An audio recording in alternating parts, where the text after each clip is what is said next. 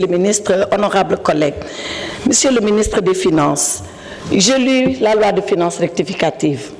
Pour moi, elle contient 3 curiosités sur lesquelles nous devons nous arrêter.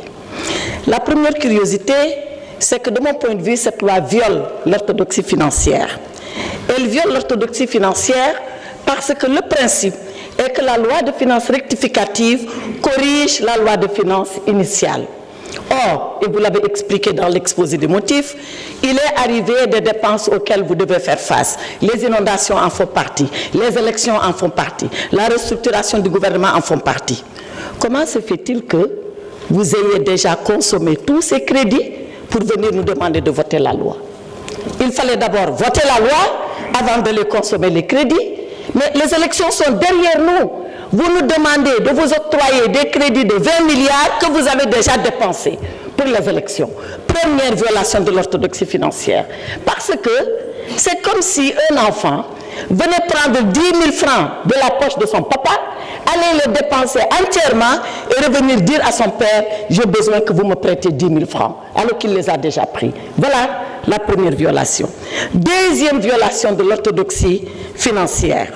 La loi de finances rectificative, de mon point de vue, et là aussi vous l'avez expliqué, elle a été faite parce qu'il y a un resserrement des recettes, d'accord, une moins-value de 840 milliards, il y a un accroissement des dépenses, d'accord, un accroissement de 600 et quelques milliards, d'où un déficit de 1500 et quelques milliards.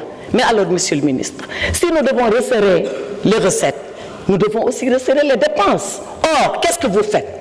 À la page 25, je crois, du budget, vous dites exactement ceci. Sur le fonctionnement, vous consacrez dans la LFR 1676 milliards contre 1571 milliards. Vous êtes en train d'accroître les dépenses de 194 milliards. Pourquoi, alors que vous nous demandez de serrer la ceinture, vous augmentez ces dépenses qui sont des dépenses de fonctionnement? Pour que le peuple sénégalais sache, les dépenses de fonctionnement, c'est les dépenses de prestige pour votre confort, c'est les bureaux, c'est le matériel, c'est tout ce qui fait le confort du gouvernement. Donc, vous réduisez les recettes, vous dites que vous les diminuez et vous augmentez les dépenses. Ce n'est pas de l'orthodoxie financière. Et dans le même temps, vous réduisez les dépenses d'investissement. Voilà pourquoi Mamadou Mori Diaw à Matam, tous les chantiers sont arrêtés et c'est ici, dans la loi de finances rectificative. Pour finir, cette loi de finances que vous nous demandez de voter, elle est illégale. Elle est illégale parce que vous connaissez la loi organique qui encadre la loi de finances. Elle devait être présentée en cours d'exercice. Nous sommes à 4 jours ouvrés de l'exercice. 4 jours. La loi de finances, ce n'est pas avant l'exercice, ce n'est pas à la clôture de l'exercice, c'est pendant l'exercice. Et un député l'a dit ici, depuis que vous avez été mis en place 9 mois, pourquoi c'est seulement maintenant que vous présentez la loi de finances? En dehors des inondations, tous les autres facteurs, vous les aviez en main. Enfin, monsieur le ministre des Finances, revoyez vos chiffres.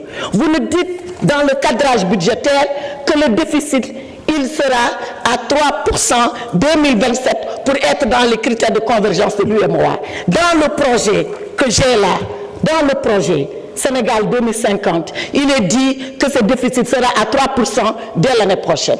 Qui croit? Le projet ou le budget? Répondez à cela, je vous remercie. Merci beaucoup. La parole est à honorable député Aïb Dafé.